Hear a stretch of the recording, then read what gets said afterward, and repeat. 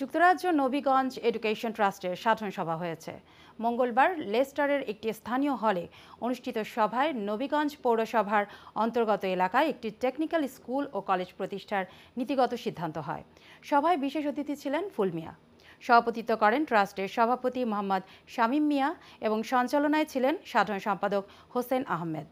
পবিত্র কোরআন থেকে তেলাওয়াত করেন আব্দুল কাইয়ুম।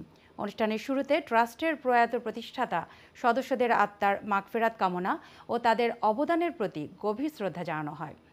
সভায় সিদ্ধান্ত হয় প্রস্তাবিত শিক্ষা প্রতিষ্ঠানের কার্যক্রম আগামী শিক্ষাবর্ষ থেকেই শুরু হবে।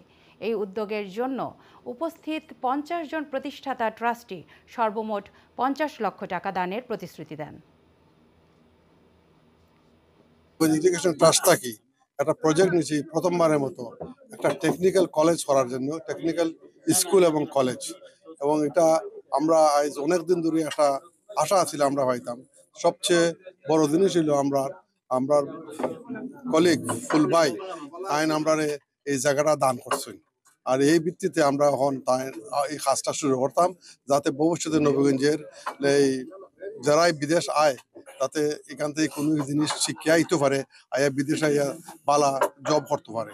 এটাই আমরা মেইন উদ্দেশ্য, যাতে নবীগঞ্জবাসীর উপকৃত হয়।